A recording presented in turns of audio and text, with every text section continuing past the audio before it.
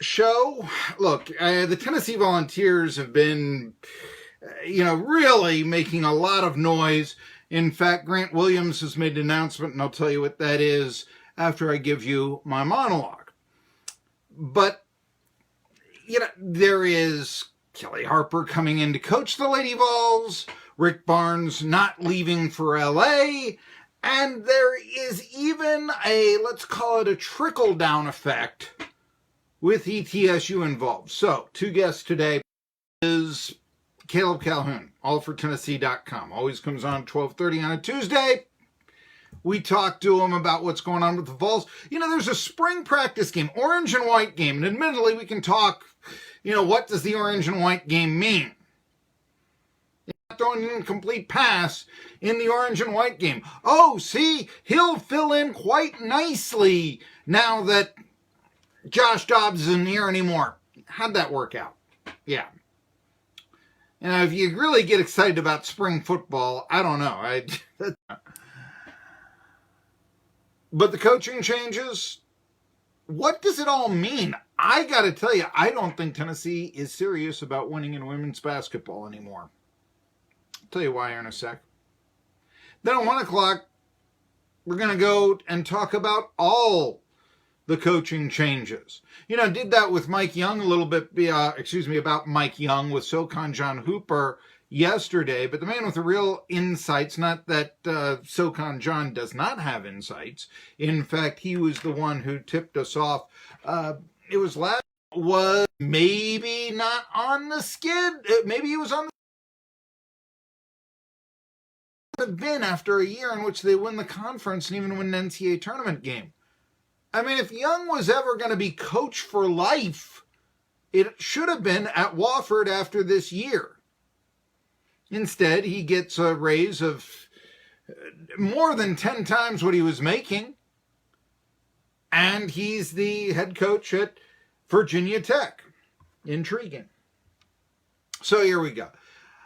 So that's number one.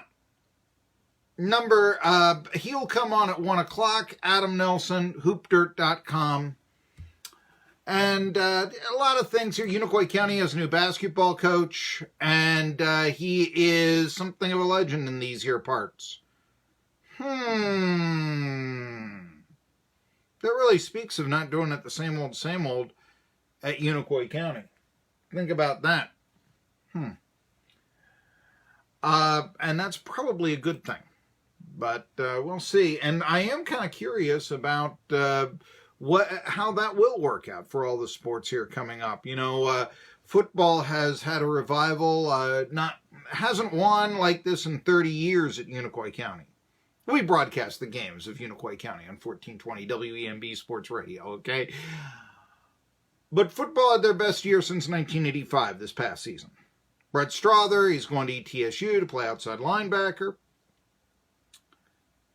The flip side of this is that it took a long time for a lot of athletes to come out for football. Don't do that. You'll get beat up. That was a mantra, Ed Whitson did not play football at ETSU. No, he didn't play it at ETSU. He didn't play it at Unicoi County either, which was the point that I was trying to make. It's a long time ago, sure, but he's the most famous athlete from Unicoi County, so there you go. I'm curious how, with John Good coming into Unicoi County, that will change, or if it will. But I'll be talking to him sometime later on in this show, assuming, we can get him, which I can't say that we couldn't. But anyway. The big story that came out really during the national title game won by Virginia last night in exciting fashion was that Tennessee fans, and by extension ETSU fans, were rejoicing. If you go on my Medium page, look at the suits Murray Bartow wore as the UCLA coach, and then look what he wore at ETSU. To be the coach at UCLA, you need style, personality, flair. And Rick Barnes doesn't have that, really. I mean, he's 64 years old, and he's pretty much best known for not winning as much as people think he should in the NCAA tournament.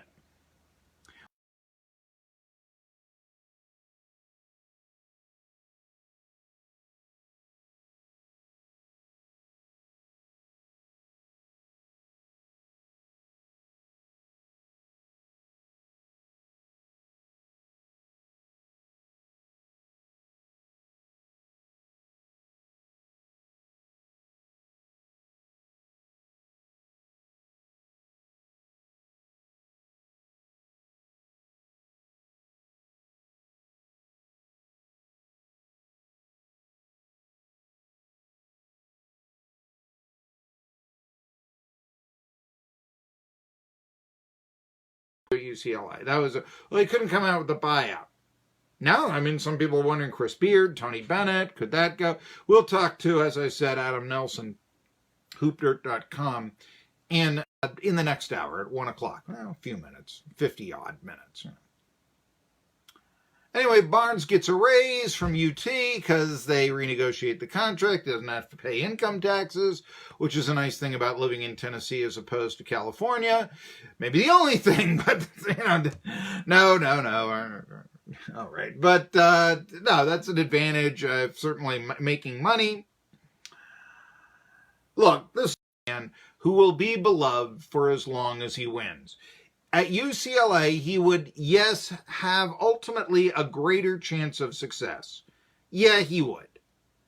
But he also has higher standards to meet, so a greater risk of failure. Think about this. You're a basketball coach at the University of Tennessee. How many people are famous than you in Knoxville? Football coach at UT? Really? Mayor, maybe, but not nationally, certainly. If you're the head coach at UCLA, how many movie stars, how many stars do you have to compete with to get on the front page of the LA Times or the Daily News, the Orange County Register, or whatever? Yeah. Now, if you don't think there are higher standards at UCLA than UT, just think about this. Rick Barnes, and you're all so happy he's coming back, but what happened 2 years ago? Well, they're rebuilding, What about last year? Loyola in the NCAA tournament. Belmont had a pretty good team this year. When UCLA lost to Belmont, Steve Alford got the axe. You know what?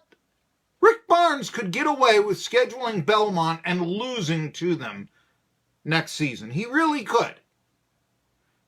The project, someone who could draw Social Security once.